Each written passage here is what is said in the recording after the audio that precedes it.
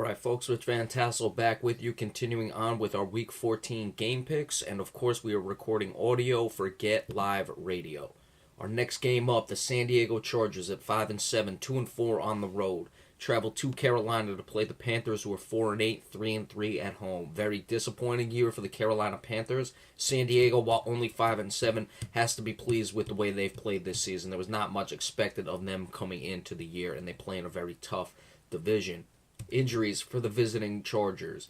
Orlando Franklin, guard. Jatavis Brown, linebacker, are questionable. Brandon Flowers, the cornerback, is out. For the Panthers, 4 outs. Charles Johnson, defensive end. David Mayo, linebacker. Darrell Williams, offensive tackle. Luke Kuechly, the linebacker. Mario Addison, the defensive end, is questionable. We have another situation where a California team is traveling west to east to play a 1 o'clock start. That's a very difficult situation for these teams. You had it really in both divisions. Both the NFC and AFC West are playing the NFC and AFC East respectively. So that's what occurs when you have that situation. You've had a lot of those games this year, and it's one of the situations I don't really like for the teams. I don't say I don't like it as in there's a problem. I just don't like how the team is going to be able to play and perform coming in on that situation with the time travel. But we've seen teams been able to perform thus far this year. As for the game, Carolina's really been disappointing. However, I'm expecting them to come up with a win. San Diego, while they've played well this year, I think a lot of the win was taken out of their sail with the loss last week. Though Carolina, how much professionalism do they have left? This is a team that went to the Super Bowl last year, was 15-1 last year, and now they're in a situation where they're 4-8 and just playing out the string.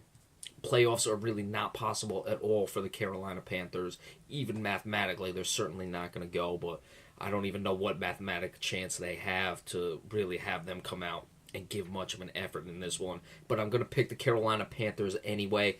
With Brandon Flowers being out, I expect Cam Newton to get going in this game, the running game to get going.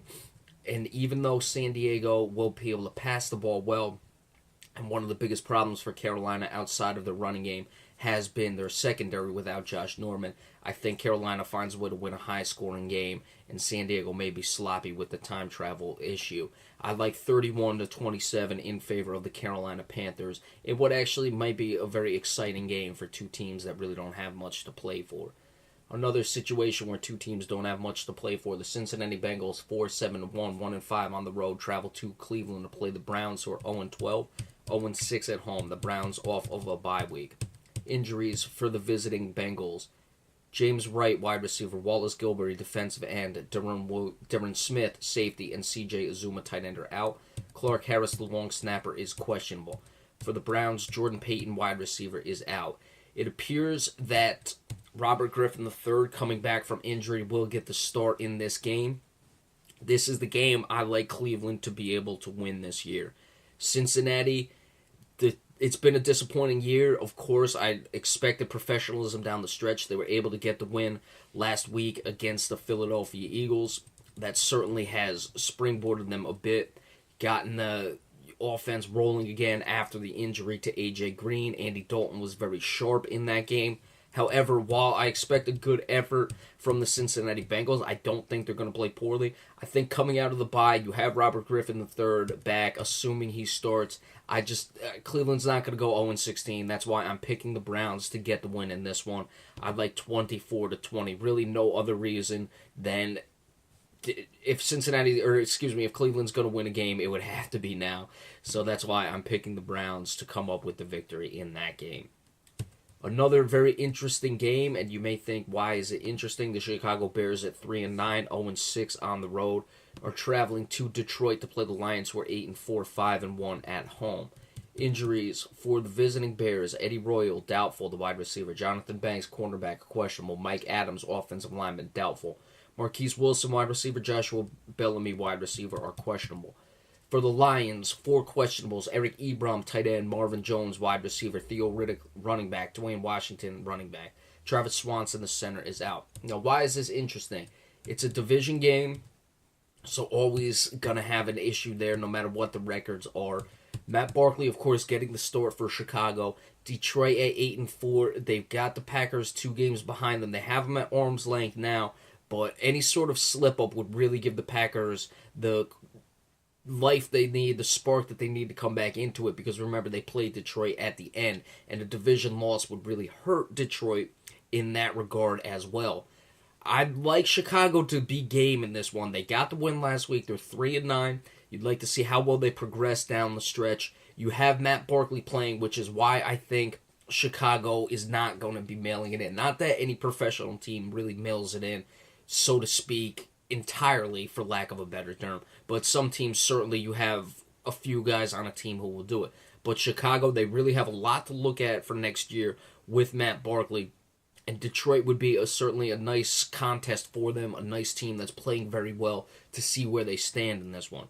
I'd like the Lions to get the win. Matt Stafford is going to be able to attack that secondary of Chicago, which has been okay at times, but at other times it has not been good. And of course, you look at a situation where Jonathan Banks may not be able to play. If they're not able to get pressure on Stafford, that would give him time to pick him apart. And I expect that's what's going to happen in this game. But I'd like Chicago to be game in this one. But Detroit, because I think they're a team that's definitely on the rise, has really turned away from the old Detroit Lions of old, comes away with a victory in a game that a past team like Detroit may lose. I'm liking 30-27 over Chicago. An exciting game, but Detroit, giving them credit for getting a win in this one, and gives Chicago credit because I expect them to play well in this game as well. Houston, 6-6, 1-5 on the road, travels to Indianapolis to play the Colts, who are 6-6, 3-3 at home. Of course, both of these teams are tied with the Tennessee Titans at 6-6 on top of the division, so a huge game in that regard. Injuries for the visiting Texans: Jadeveon Clowney, who's having a very good season, linebacker; Jonathan Joseph, cornerback; Brian Cushing, linebacker, are questionable. Braxton Miller, the wide receiver; Jalen Strong, the wide receiver, are out.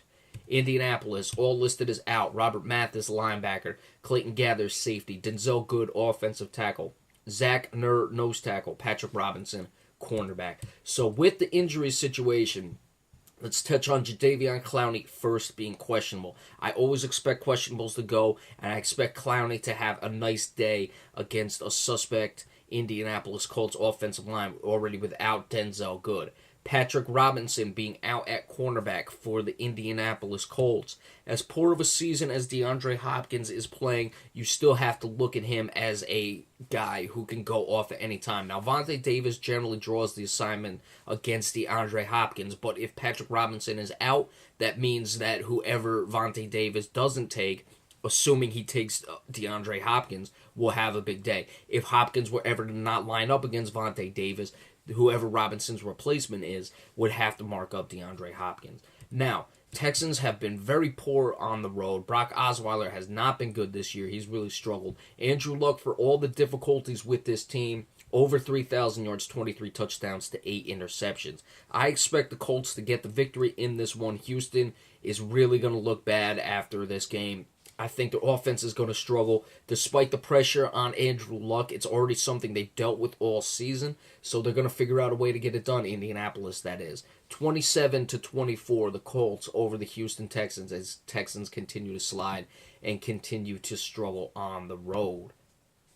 Minnesota Vikings, 6-6, 2-4 on the road, traveling to Jacksonville to play the Jaguars, who have been very, very poor this season at 2-10, 1-5 at home. Injuries for the visiting Vikings: Adrian Peterson, of course, is an injury reserve, out. The rest are also out: Joe Berger, guard; Sharif Floyd, defensive tackle; Marcus Sherrills, cornerback; Edmund Robinson, linebacker. For the Jaguars, Chris Ivory, running back, questionable; Dan Skuta, linebacker, questionable; Julius Thomas, tight end; Peyton Thompson, safety; and Jared Odrick, defensive lineman, are out. Minnesota has to have this game. Their season is not necessarily over, despite how bad it's been. They still have a shot. Remember, they beat the Giants. The Giants are playing the Cowboys. We'll get into that later, whether they may or may not lose. But certainly, you go 3-1 down the stretch, you're at 9-7, you have a chance. Minnesota has to forget about everything that's gone wrong and find a way to beat a poor Jacksonville Jaguars team, get themselves into contention. It's really as simple as that.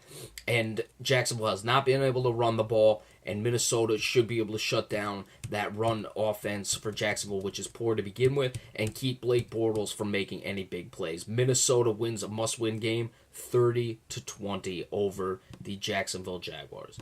All right, so we'll be back in just a little bit to finish up with our game picks for Week 14. Remember, we appreciate all subscriptions as well, so be sure to stay tuned for that in a few minutes, and we will be right back with you. Thank you all so much. We'll see you in a few.